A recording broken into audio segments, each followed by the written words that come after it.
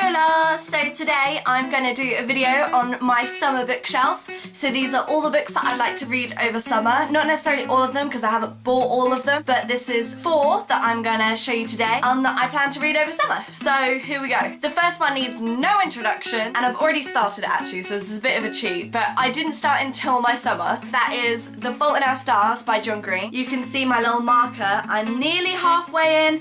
Don't tell me the end. I have tried so hard to not hear the end from anybody, from Twitter, from Tumblr, from everything. So whenever I tell someone I'm reading it, I'm like, don't tell me the end, I need to read it myself. It's one of those books that people have told me to read and I just haven't had time, and now the film having come out, I want to read it before I see the film. What I'll do is I'll read all the blurbs for you, so in case you don't know the book, which you probably do, but in case you don't know the book, you could maybe read it. So this one says, despite the tumour-shrinking medical miracle that brought her a few years, Hazel has never been anything but terminal, her final chapter in described upon diagnosis.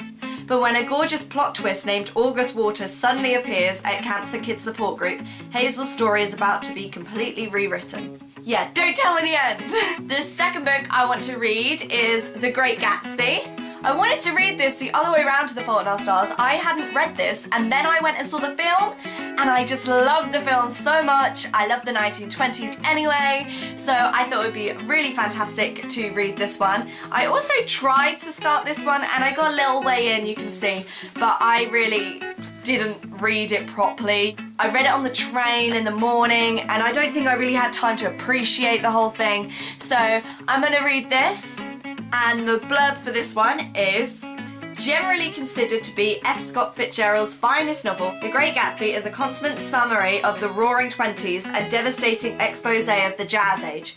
Through the narration of Nick Carraway, the reader is taken into the superficially glittering world of the mansion lying to the Long Island shore of the American seaboard in 1920s to encounter Nick's cousin Daisy, Jay Gatsby, and the dark mystery which surrounds him. The Great Gatsby is an undisputed classic of American literature from the period following the First World War and is now one of the great novels of the 20th century. Although the thing is, having seen the film, I have so many preconceptions. Like, Great Gatsby is Leonardo DiCaprio for me, so I've got to try and get rid of that and think more about what the author's telling me and things like that, but I am so excited to read that. The third one is Oliver Twist by Charles Dickens. I want to read this because I was recently in a production of Oliver and I was planning to read, I say I plan to read quite a lot in this video, I didn't plan to read for years, but I planned to read it during the show so I could like help my understanding of the show, but I didn't. So now I want to read it, but it's really tiny words. It's gonna take me a long time, but I'm really excited because this is like a cult classic, you know, you have to read Oliver Twist. So I am very excited to read this and actually see what it's like in comparison to the musical, to the film and things like that, because I know that Lionel Bart rewrote the book for the musical. It'll be interesting to see what he took from this. People tell me the characters are a lot more gory and a lot more disgusting and it's a bit hard to read, but I'm excited to read that. And the blurb says, he did so to some purpose, Oliver asking for more and Mr. Bumble soon became household words. In tracing the parish boy's progress, Dickens makes this scathing and timely comment in the inhumanity of the new poor law, but also prevents almost every adularical his belief in the principle of God surviving in every adverse circumstance and triumphing at last. The suspense of the narrative is not affected. Early readers were startled but convinced by Dickens' picture of criminal underworld in its miserable reality, shorn of false glamour but now without macabre comedy, emphasised by Cruikshank's illustrations. The present edition gives 8 of his 25 plates following Dickens' own later selection.